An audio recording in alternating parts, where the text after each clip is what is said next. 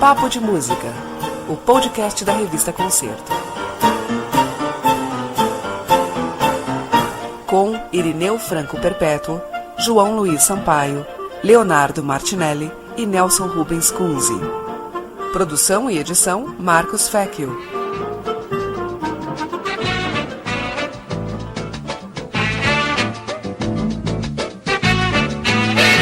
Você que é mocinho da vila, fala muito em violão, barracão e outras tranças mais. Se não quiser perder o nome, cuide do seu microfone, deixe quem é malandro em paz. Olá, bem-vindo, bem-vinda, bem-vindos e bem-vindas a Papo de Música, o podcast mais cara de pau da internet brasileira, porque hoje nós estamos num clima meio Seinfeld, acho que é um podcast sobre nada, eu não tenho nada a dizer, o Nelson não tem nada a dizer, até o João, que é o maior Nelson Rubens da história, o fofoqueiro maior da música clássica, parece seco e vazio de fofocas, Leonardo Martinelli. O que você tem a nos dizer hoje? Ueba! Eu não tenho nada pra dizer, também não tenho mais o que fazer, só pra garantir esse refrão, eu vou enfiar um palavrão. Rachmaninoff. Eu não tenho nada a dizer não, pra variar, mas é que eu fiquei intrigado aqui com uma conversa que eu tive com o nosso Uda Boss. O Nelson Rubens. Sobrou pra mim. O Kunze. O CEO das organizações Concerto. Que a gente saiu maravilhado aí recentemente do concerto do pianista canadense Marc-André Ramelin.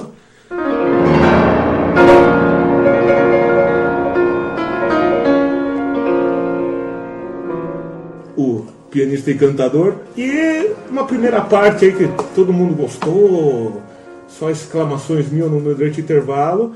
E tanto o Nelson como o nosso também colega aí, o sexto elemento, o João Marcos Coelho, ô negão! Que não curtiram muito a segunda parte, e eu soube aí que um cara aí que não tem amor no coração não gosta de Rachmaninoff. Ô Nelson!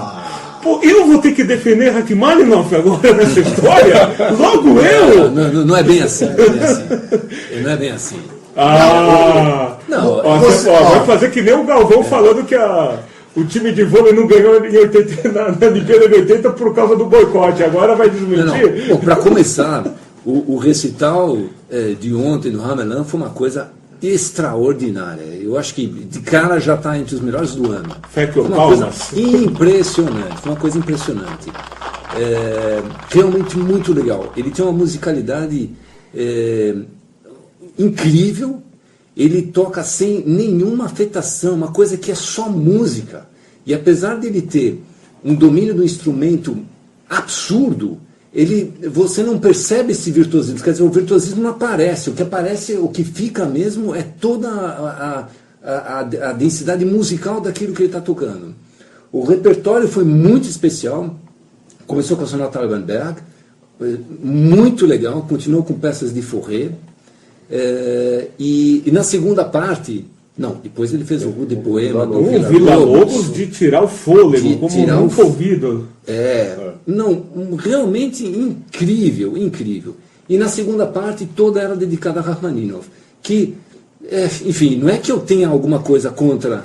Mas não tem a favor. Não, eu só acho que chegou uma discussão assim que pena que ele vai tocar o concerto de Mozart agora com a Uzesp. Eu falei, pena não, poxa, aqui eu quero ver esse cara tocando Mozart.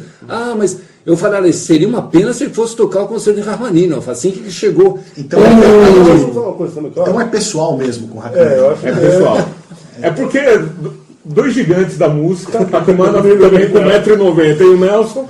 A briga de pivô embaixo do garrafão. Mas eu acho que mas acho que talvez é que a primeira parte foi tão interessante e foi uma combinação tão improvável ali que ele fez de compositores, né, o Berg, o Fauré e o Villa-Lobos, e a maneira como ele fez essa combinação foi tão impactante, tão novo e tão fresco, que depois o Rachmaninoff foi a segunda parte praticamente inteira, né, ficou um pouco monótono, digamos assim. Mas eu acho que a diferença foi ele ter feito aquela peça dele, a Variação sobre o tema de Paganini, que na verdade, como até coloquei na resenha, poderia se chamar na verdade uma coisa assim, impressões, elucubrações variações sobre o tema de Paganini. Eu acho que isso foi um grande diferencial.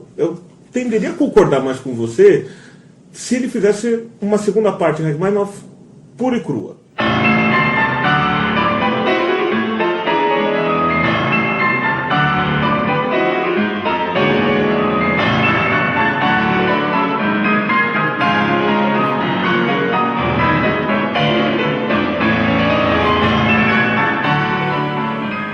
Começar com uma peça que meio que ironiza o pianista tocando, esse que no fim das contas é um compositor símbolo do piano, um compositor que foi pianista. Eu acho que esse é o diferencial dele, além do diferencial de um bis que tem o Radamés em Atali, né, e que não é uma coisa para... Radamés é um compositor que ele vem tocando há tempos, né? Ele inclusive já quis gravar disco do Radamés, mas existe um problema. Que não é aquela coisa de astro rock que chega num show pro Brasil e põe a camiseta do Brasil só no final. Não, ele faz isso... Sim, aliás, o Internautas, você entre no YouTube aí, cruze o nome dele com Atali, vocês vão ver muitas coisas que ele toca. Inclusive, quando ele anunciou o bis, ele falou: há muitos anos eu espero tocar nessa terra uma obra desse cara.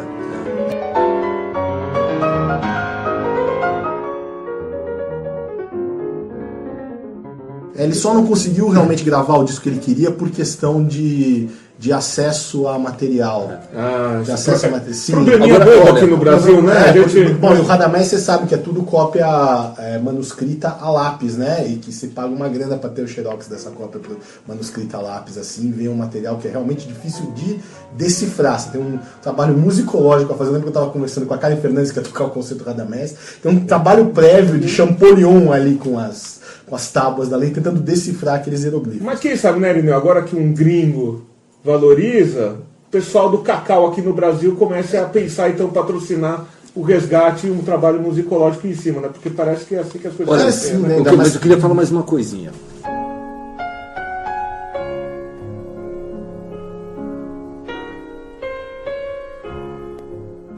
Eu achei o recital excelente do começo ao fim, tá? Não tinham restrições. Mesmo a segunda parte também gostei muito. Apesar de tocar na câmera. Eu acho que a parte até menos interessante, a composição dele é uma composição curiosa. Ela não é uma composição... eu não acho que ela deva ter muito valor, não sei, pelo que eu ouvi lá. É fogos de artifício, é uma coisa impressionante, é uma mistura de... é uma colagem de estilos com um virtuosismo realmente impressionante. Parece que ele está divagando sobre as peças do Rachmaninoff, e aí, naquela coisa, naquele instante até de eventual falta de concentração, mas no nível metalinguístico, não é que isso aqui parece o tema da Quinta Sinfonia do Beethoven, e de repente ele começa a brincar, e aí ele mistura o campanello do Liszt, e aquilo é impressionante, porque não é que ele põe duas músicas em simultâneo, né, em algum momento dessa variação, ele consegue soar. Sim. Tem dois pianistas tocando. Sim, é uma coisa impressionante. Eu acho que ele faz ali, eu concordo com o Show, acho que não chegaria a dizer que é uma ironia, mas acho que ele faz uma brincadeira com a tradição do pianista virtuoso. Na qual ele se enquadra. Na qual ele se enquadra. É isso que eu achei interessante. A autoironia pós-moderna. Ele não está citando por citar, né? Porque ele mesmo se coloca nessa posição. Agora, uma coisa que é muito importante falar desse cara, que faz dele o diferencial além da parte técnica, como é que ele chegou no Radamés? Chegou no Radamés porque esse cara tem um apetite por repertório absurdo, que é uma coisa que, se tiver algum jovem pianista ouvindo a gente, eu acho que é o tipo de exemplo que ele deve tomar desse artista, assim. Ele é um cara que vai atrás, ele é rato de biblioteca, rato de loja de partitura, rato do que for, assim. Ele tem uma coleção de partituras raras. Enorme, que é super valorizado, tal. Ele tá sempre indo atrás. Não é que tudo que ele compra, tudo que ele lê, que ele vai tocar. Mas ele tá, em princípio, aberto pro repertório, para as várias épocas. Então ele é um cara que pode, então, num dia tá tocando a sonata do Albanberg e dois dias depois tá tocando um concerto de Mozart, assim. Ele tem uma amplitude de interesses que isso seria bacana que fosse vitalizado aí nas gerações novas. Às vezes o pessoal fica muito preguiçoso, entre aspas, com o repertório. Realmente o repertório romântico é enorme, é muito interessante, mas às vezes parece que a molecada quer repousar só nessa faixa comparativamente estreita do repertório, quando você tem um instrumento que pode tocar tudo, do qual todo mundo escreveu, né? O pessoal se conforma com muito pouco, muito fácil, né? Então você pega, até usei aí o termo pianista de invenção, você pega até um Glenn Gould, você pega um Charles Rose, que é mais conhecido como musicólogo, mas é um super pianista também, né? O pessoal que sai da zona de conforto e vai buscar, vai e E essa é uma solução para o intérprete no século XXI, né? Porque com toda essa crise que a gente vive, até em termos de manutenção da atividade clássica, né? Toda hora a gente ouvindo salas de concerto estão envelhecendo, como é que formar plateias e tal, esse cara vem com uma solução muito bacana, muito rica, que motiva de certa maneira, né? E muito legítima, quer dizer, ele continua tocando piano, né? Ele não está inventando nada, não está inventando uma outra roupa, uma outra atitude de performance, mas só a relação dele com a música já é refrescante, né? Este é o Papo de Música, o podcast da revista Concerto.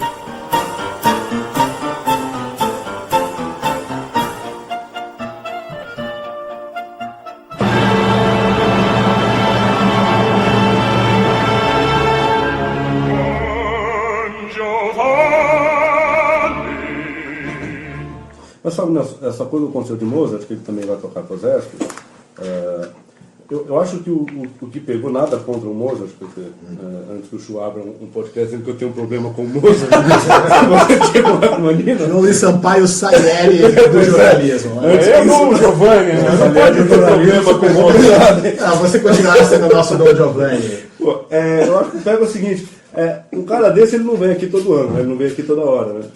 Então, até por ser um cara que investiga repertório, que faz, né, tem essa marca, quer dizer, se não teria sido o caso, de repente, botar ele para tocar com o Zesp uma peça menos conhecida, ou uma peça que tenha mais a ver com essa busca dele por um repertório novo, diferente, enfim.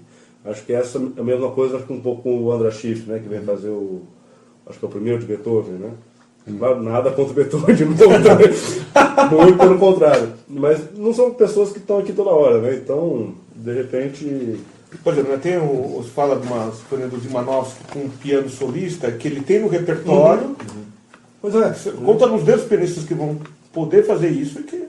Mas porque pianista para fazer concerto de Mozart, quer dizer, né, em vários níveis, enfim, é fácil de achar, quer dizer... agora, para fazer uma peça como essa já não é tanto. Então, se bem que pianista para concerto de Mozart, o nosso concerto de abertura da Zesp mostrou que às vezes não é fácil de achar. Não é fácil de achar diferentes níveis. Né? E aqui no caso a gente já teve uma demonstração do Ramelan tocando um repertório super especial, num recital solo. E então, assim, não vejo problema em fazer agora o concerto de Mozart. Mas eu entendo o que você está falando. Mas volto a dizer, eu lamentaria se fosse um Mozart Ramalino. Mas olha, é uma birra sua. Não, mas justamente, até saindo do concerto e do pianista específico, e continuar esse papo a divagação sobre o nada, nosso podcast Seinfeldiano. Quando você fala do Rachmaninoff, entendo essa coisa até de ser um cara que, do ponto de vista estilístico, né, quando a gente pensa nessa questão histórica, ele viveu estilisticamente anacrônico com as aquisições da música moderna no momento que ele estava vivo, né, então da mesma forma que você tem, quando ele está fazendo, sei lá, o Concerto 4 para piano e orquestra, você já tem grandes obras da música contemporânea, um patamar de linguagem numa estratosfera. Estratosférico. Muito obrigado. Ele não se sentiu vingado.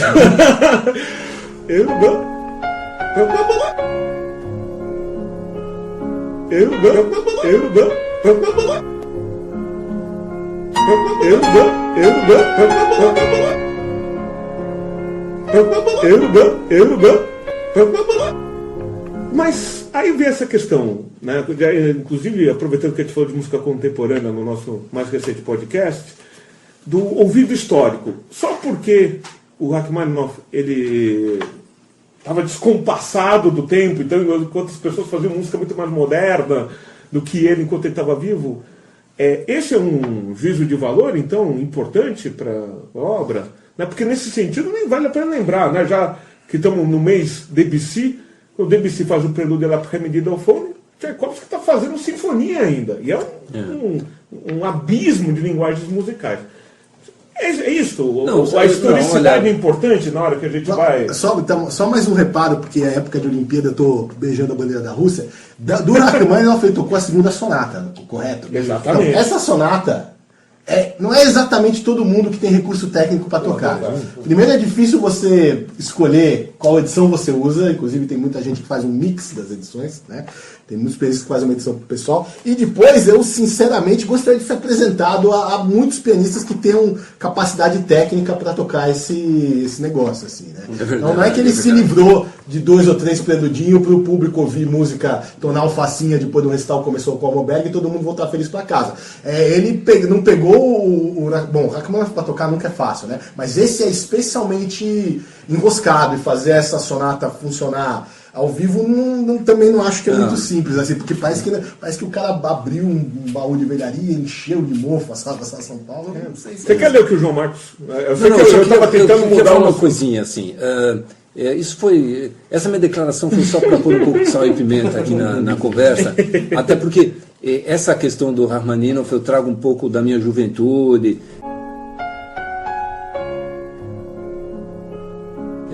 A gente antigamente queria mudar o mundo, entendeu? Era um militante da música serial, adorava a Segunda Escola de Viena, achava que a revolução vinha pela linguagem mesmo, e naquele contexto o Rachmaninoff era uma coisa totalmente fora do lugar, uma coisa que a gente não gostava, não queria saber. Como para muita gente no Brasil aqui, o próprio Villa-Lobos, né?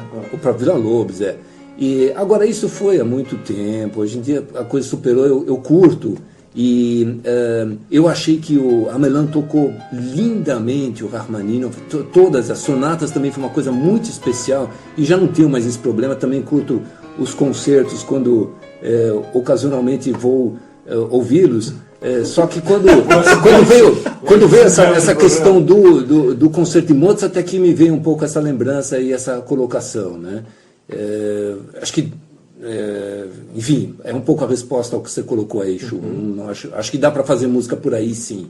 Por um outro lado, até indo contra mim. Quer dizer, se o Rachmaninoff incomodou de uma certa forma, é justamente porque ele estava num contexto do recital que era muito, muito aventuroso em termos de programa, né? Que, às vezes, normalmente, é o contrário. Às vezes o Rachmaninoff é uma coisa mais moderna que o cara se permite tocar. Se o Rachmaninoff soa arcaico num recital de piano convencional, isso fala muito sobre o que foi o resto do recital também.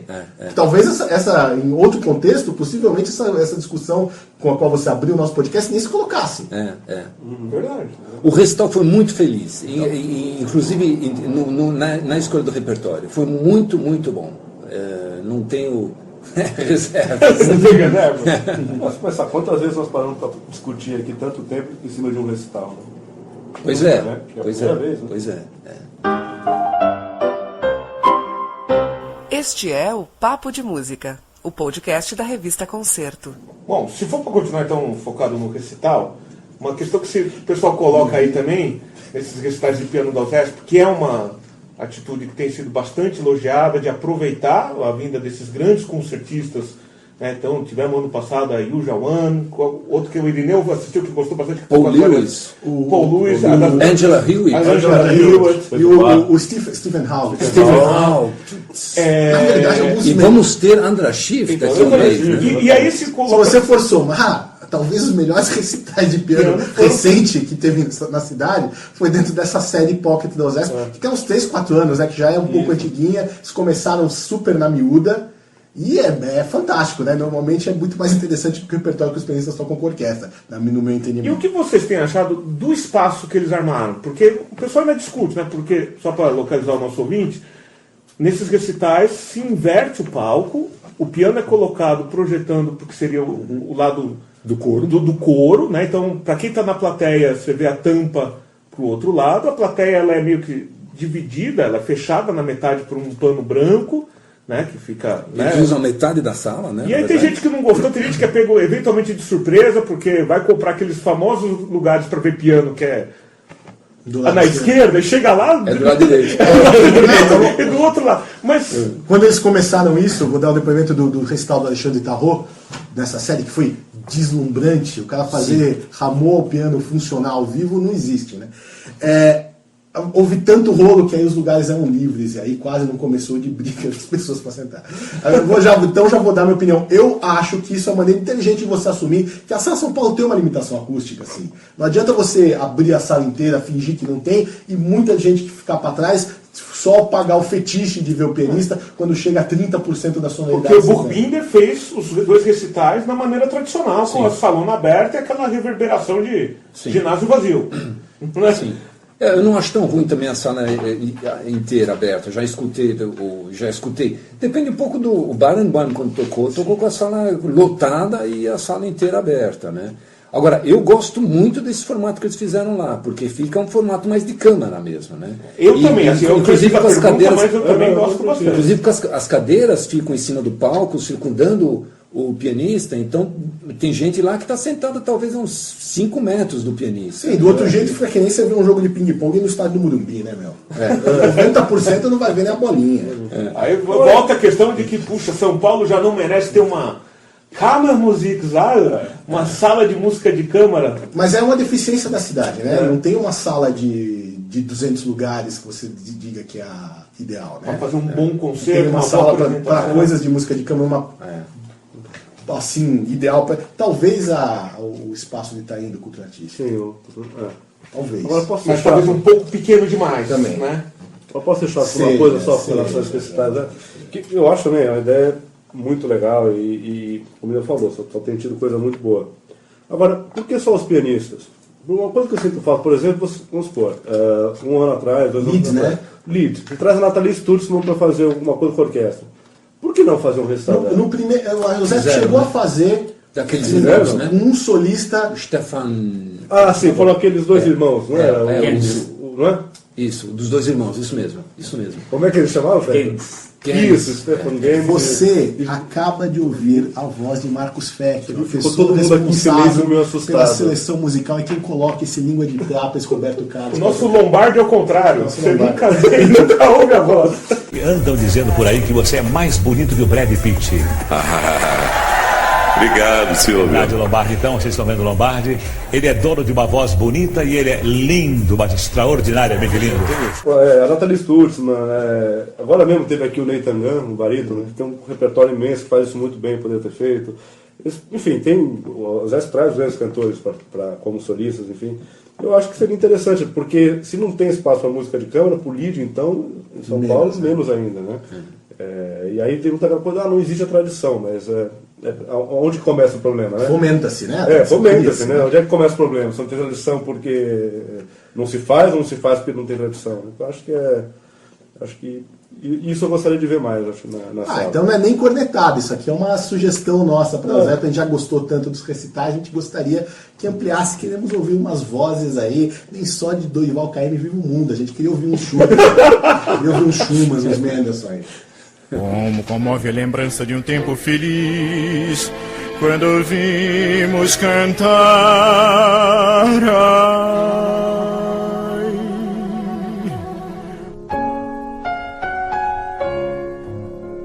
Papo de Música, o podcast da revista Concerto.